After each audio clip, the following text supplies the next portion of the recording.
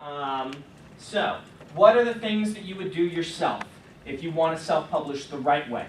Well, number one, a good cover is still important. Despite the fact that it's digital, cyberspace, you do need a cover. I disagree with those who suggest the best way to get a cover is go to stock art and build it in 30 minutes. They do that. They do that a lot. In fact, Dean does this. This is how he does his stories. Is he goes and gets stock art. You can buy the license for like 25 bucks or less, and then slap a cover together and put it out.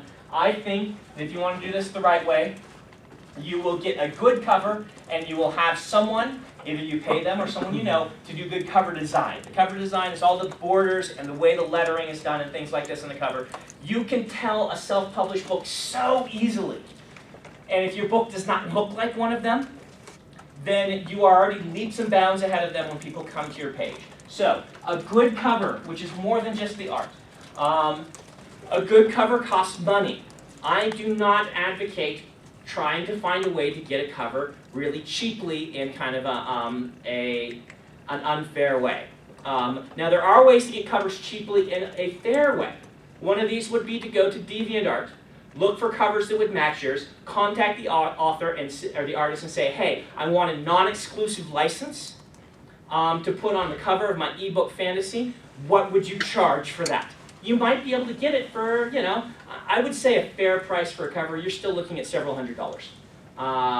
The ones I've heard of that are okay but not fantastic, we're looking at 250 bucks. So what the minimum you should be willing to pay. Yeah. That's what I'm doing. I have a novelette that I finished. Yeah. That I asked a friend to write. He's only charging me $70 and a copy of it when it's finally printed. There you go. So yeah. But DeviantArt would be a good place to start, or friends who do art. The thing about it is, make sure it's of a professional quality.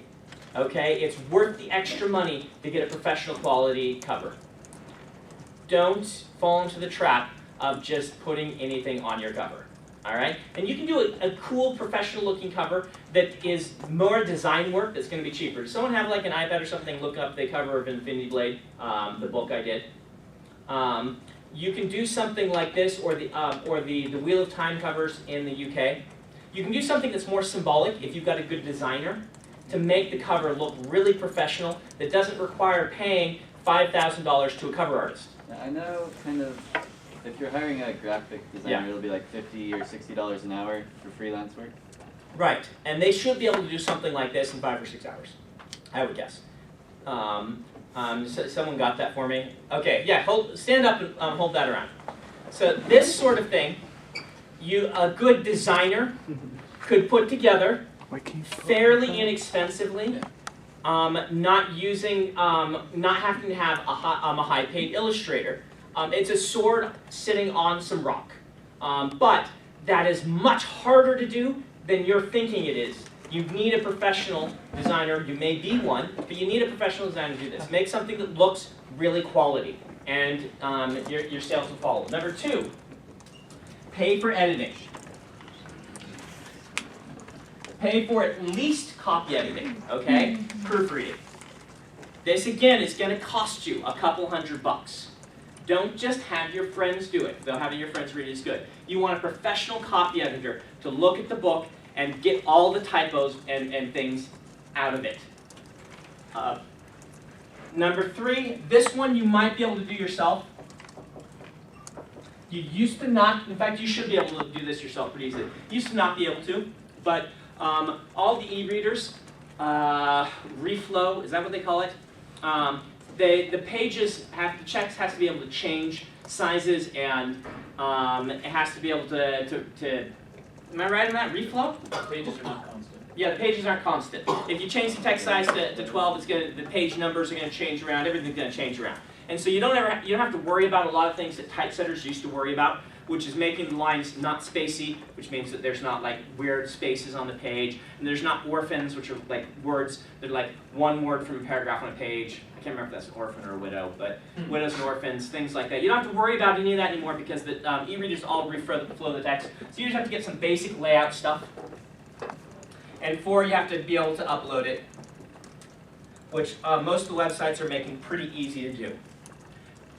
So, I would be looking, if you were going to self-publish a novel, at still spending $500 minimum to do this.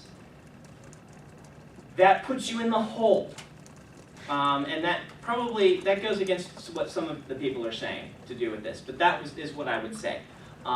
Which is why having then this marketing and all of these sorts of things is still really essential to doing a good job of it. And so the answer to you, who asked the question? It's back there. The answer to you, whoever asked me the question, don't you still want to do this stuff, is yes, you still want to do this stuff. The more corners you cut here, the more you're going to look like a self-published author. And self-published is probably the wrong term for that nowadays. The more you're going to look like an amateur. Because there are pros that are self-publishing now. And you don't want to look like an amateur. You hinted that there was more that you might want to do with editing. What other kinds of editing would you contract, and how would you find those people and know that you're not going to scam? Yeah, good question. You could also do full-born content editing. How would you find those people? I would look for someone who's been a professional in the industry, who has now gone to part-time and is doing editing on their own. Stacy used to do this, and she was a good choice. I think Dave still does this for some people who approach him. There are authors and editors out there who have a good track record. Look for references. Look for people who've worked in the field and in the industry, and find out what they charge. They will probably charge a per page, assuming a page is whatever, 250 words, a per page cost to do this, and it can be pricey. So like anywhere from what would be a range for a book of? I've never done, what's that? I've never done this. I'm trying to find a number. It's one of those things that slipped out of my mind. I think that you'd be expecting like a $500 minimum, and going up from there for editing. Yeah, I think pro editors like Moshe get paid somewhere around $5,000 a book, plus bonuses and things for how the book does. Granted, they're doing a lot more. They're not just doing the content editing and the line editing. They're doing cover, working with the cover artist and all that stuff. But yeah. Also, what would you do for your title? Like most of the publishers are going to pick your title. Wouldn't you want to? How would you make sure that your title is a marketable? No, that's a good question, because I don't think a lot of amateurs. I'm going to stop using that term, self-published, but I do think. Actually, I'll say that a lot of self-published writers don't take as much effort for their titles as they should. In New York, titles that are shorter are generally felt to be better, and titles are such a hard thing to talk about. But one thing I noticed from a lot of amateur self-published writers is that they have it be like this long string. It's like the kingdom of this and this, book 1, this and this, some person's quest. And it's like this huge mouthful where it just looks really awkward. So short and sweet is probably better. Short and sweet is probably better. Yeah. Do androids dream of electric sheep versus Blade Runner? There you go. Exact answer. Do androids dream of electric sheep?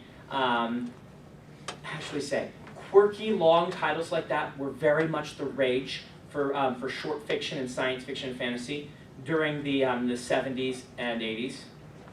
Pretty good. More like the 60s and 70s. So you get things like I must scream, but I have no mouth, but I must scream. And Repent Harlequin said the TikTok man. I think it's even longer than that. I think that's only like abbreviation. You see things like that. You still see them occasionally, particularly in short fiction. You don't see those in novels. Remember, Your Android Dream of Electric Sheep was actually a novella. And I think it may have been published separately, but Dick was a short fiction writer, and he knew how to do good short fiction titles.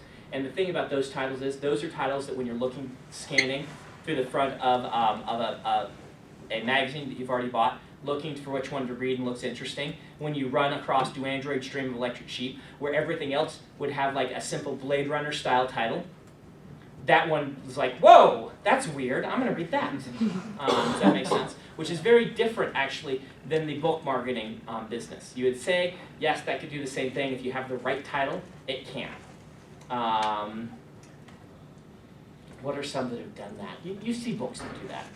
A good quirky title can work, but stay away from, what I'm getting at is stay away from like the colons, stay away from like the big long colon things that have ding, and then colon ding, and then all of this stuff in your title. Don't make it messy. If your title is something like Your Android Stream of Electric Sheep, okay, go for that, but I would even be worried about that one in today's market. I think the longest book title I've ever seen is The Girl Who Circumnavigated Fairyland Using an Airship of Her Own Design. Okay. Okay. Yeah. That one's actually not bad. I don't mind that one. What's that? It's actually kind of, there's an, I'm on video, so I don't want to mention any author specifically. But go look through Amazon, and you will see what I mean, I think. You'll see these big, long titles. And often, they have covers that look like they were drawn by a high school art student that shows some promise, but if you look closely at them, you're like, ooh, that sort of thing. So, this is where you don't want to be. There's another hand over here somewhere. Oh, I was just thinking, what you were describing kind of reminded me of what I thought of The Name of the Wind. Okay. I mean, Yeah. really good book, but the title just stood out to me in the sort of in the way that you described it. Okay. Yeah. All right. So, this. Again, read those blogs I talked about.